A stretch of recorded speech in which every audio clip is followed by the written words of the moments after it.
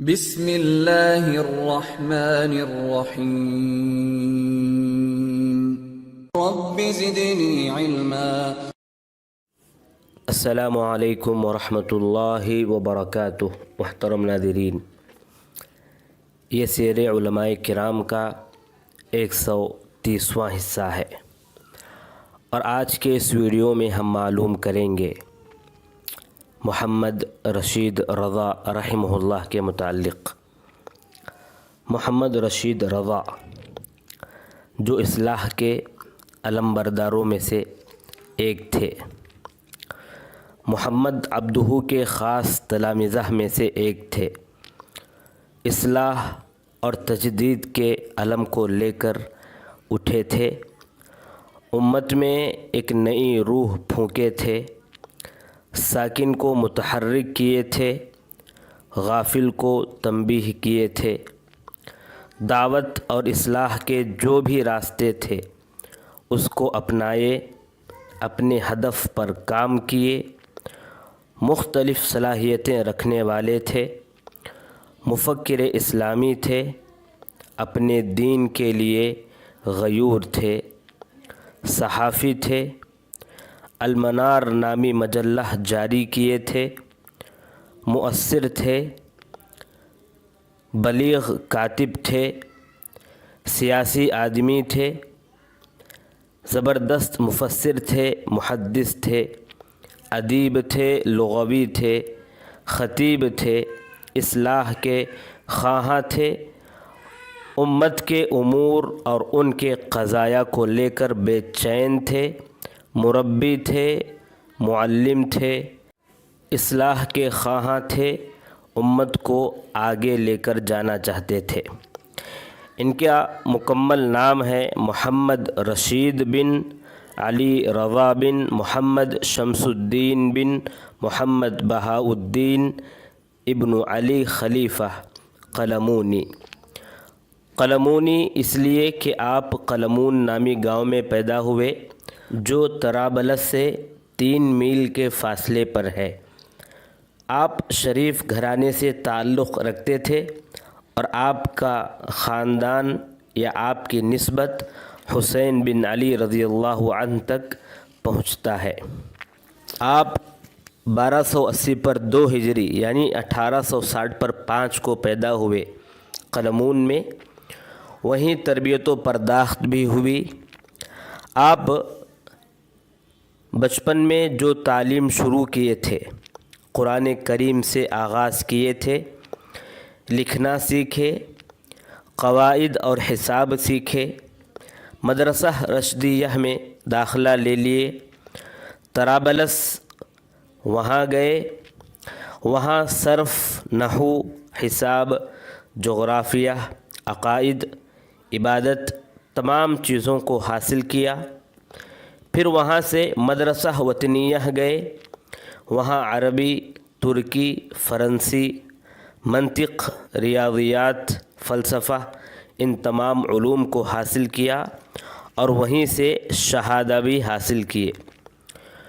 وہاں آپ کے جو اساتذہ تھے ان میں حسین جسر آپ کے مشہور استاد تھے۔ دراصل رشدیہ میں جو آپ پڑھے وہاں پر ترکی زبان میں تعلیم دی جاتی تھی، اسی لیے وہاں چھوڑ کر آپ مدرسہ وطنیہ چلے گئے تھے، جہاں پر عربی زبان میں تعلیم ہوتی تھی، اور وہاں کے ذمہ دار تھے شیخ حسین جسر۔ ان کے پاس آپ اچھے انداز میں پڑھے، اور ان سے اجازہ بھی آپ نے حاصل کیا۔ حدیث، فقہ محمود نشابہ سے حاصل کیا، عبدالغنی الرافعی اور محمد قوقجی سے ادب اور دین سیکھا۔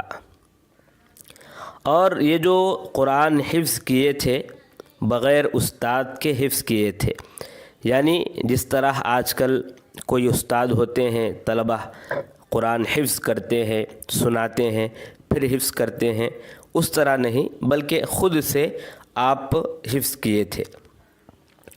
اور آپ کہتے ہیں کہ تہجد کے وقت میں باغوں میں چلا جاتا، درختوں کے نیچے تہجد کی نماز پڑھتا، اور جو میں پڑھتا تھا اس میں میں غور و تدبر سے کام لیتا اور کبھی کبھی آنسو بھی جاری ہو جاتے تھے۔ پڑھائی کے دوران جب کتابوں کا آپ مطالعہ کرنا شروع کیے تھے تو کئی کتابوں کا مطالعہ کیے تھے، جیسے الاغانی ہے یا نہج البلاغہ ہے۔ انہی کتابوں میں آپ ابو حامد غزالی کی کتاب الاحیاء بھی پڑھے تھے۔ اس کتاب سے آپ بہت زیادہ متاثر ہوئے اور آپ کے اندر بھی زہد پیدا ہو گیا تھا اور آپ زہد کی طرف مائل ہونے لگے تھے۔ ذہین بھی تھے، اسی لیے اس میں جو غلطیاں ہیں یعنی عقیدہ جبریہ یا اشعریہ یا صوفیہ، ان تمام چیزوں کو آپ نکال کر باہر پھینکتے گئے، یعنی ان چیزوں کو نہیں لیتے تھے۔ البتہ زہد جو ہے آپ کے اندر برابر باقی رہا۔ آپ جس قریے میں رہتے تھے وہاں ایک مسجد تھی، وہاں پر آپ امامت کرنا شروع کر دیے تھے اور دروس بھی دینا شروع ہو گئے تھے۔ آپ واعظ بھی لوگوں کو دیا کرتے تھے اور وہاں پر آپ نے یہ محسوس کیا کہ آپ کے مواعظ سے لوگ کافی متاثر ہو رہے ہیں اور آپ کی باتیں دلوں میں لوگوں کے اتر رہی ہیں، یہ آپ محسوس کیے تھے۔ اور صرف مسجد میں نہیں بلکہ مسجد کے باہر بھی لوگوں کے پاس جاتے، جہاں پر لوگوں کی مجلسیں جمتی ہیں، جہاں پر لوگ قہوہ چائے وغیرہ پیتے ہیں، وہاں پر باقاعدہ جاتے تھے اور لوگوں کی اصلاح کرتے تھے، ان کو نماز کی طرف بلاتے تھے۔ اس کا فائدہ یہ ہوا کہ کئی لوگ توبہ کر کے اللہ کی طرف آنے لگے تھے اور ان کے اندر دینداری بڑھنے لگی تھی۔ اور اسی طرح عورتوں کے لیے بھی خاص باقاعدہ مجالس انتظام کیے تھے اور ان کو طہارت، عقیدہ، پاکیزگی، اخلاق، ان تمام چیزوں کے بارے میں آپ ان کو سمجھایا کرتے تھے۔ اس طرح آپ اصلاح کے کام کو آگے لے جا رہے تھے۔ اسی دوران آپ عروۃ الوثقیٰ نامی ایک مجلہ جو نکلتا تھا اس کا مطالعہ شروع کیے تھے۔ اس مجلے کے نگران محمد افغانی اور محمد عبدہ، یہ دونوں اس مجلے کے نگران تھے۔ آپ جب اس مجلے کو پڑھنا شروع کیے، مطالعہ کرنا شروع کیے تو آپ کے اندر تبدیلی آتی گئی اور آپ اصلاح کی طرف دھیان اپنا دینے لگے، یعنی لوگوں کی اصلاح کرنی ہے، ان کو سمجھانا ہے، ان کو سکھانا ہے اور ان کو دین کی طرف بلانا ہے، یہ آپ کے اندر پیدا ہوتی گئی۔ اور دوسری بات یہ کہ آپ محمد عبدہ سے بھی 2 مرتبہ مل چکے تھے، کیونکہ وہ بیروت آیا جایا کرتے تھے تو آپ ان سے 2 مرتبہ مل چکے تھے۔ اور محمد افغانی سے بھی آپ ملنا چاہتے تھے لیکن ان سے مل نہیں پائے، ان کی وفات ہو گئی تھی۔ اس طرح آپ اصلاح کی طرف آگے بڑھنے لگے اور اپنے کام کو آگے بڑھانے کے لیے طرابلس سے مصر کی طرف چلے گئے، طرابلس چھوڑ کر مصر کی طرف چلے گئے۔ مصر جا کر وہاں پر محمد عبدہ کے ساتھ مل کر آپ اصلاح کا کام شروع کر دیے تھے۔ اور جس سال مصر گئے تھے اسی سال آپ المنار نامی مجلہ بھی شروع کیے تھے، تاکہ اس مجلے کے ذریعے دینی مضامین لکھ کر لوگوں کی اصلاح کی جائے، اور ہوا بھی فائدہ۔ اس مجلے سے دینی اور اجتماعی اصلاح مقصود تھی، فتاوے آپ سے پوچھے جانے لگے تھے اور اپنی کتابوں میں آپ شریعت اور عصری چیزیں دونوں کو واضح کرنے میں لگ گئے تھے۔ مجلہ المنار 34 مجلد شائع ہوئے۔ اس مجلے کے اپنے وقت میں یہ بہت ہی عظیم پرچہ تھا اور مشہور پرچہ تھا، اثر بھی خوب ڈال رہا تھا۔ 70 سے زائد سال ہو چکے ہیں اس مجلے کو، لیکن آج بھی اس کی منزلت باقی ہے۔ اس مجلے میں تفسیر قرآن کریم ہوتا، جو محمد عبدہ لکھتے تھے یا کوئی اور بھی لکھتے تھے تو انہی کے خیالات کو لکھا کرتے تھے، انہی کے انداز میں لکھا کرتے تھے۔ اس کے بعد فتاوے ہوتے تھے، یعنی جو قارئین تھے اس مجلے کے وہ سوالات کرتے تھے اور رشید رضا جواب دیا کرتے تھے، اور یہ سوالات فقہی اعتقادی دونوں طرح کے ہوتے تھے۔ دینی مقالات ہوتے تھے، اجتہادی تاریخی مقالات بھی ہوتے تھے، رشید رضا کے خطبے بھی ہوتے تھے، یا دیگر جو بڑے ائمہ ہیں یا جو بڑے خطیب ہیں ان کے خطبے بھی آپ اس میں شائع کرتے تھے۔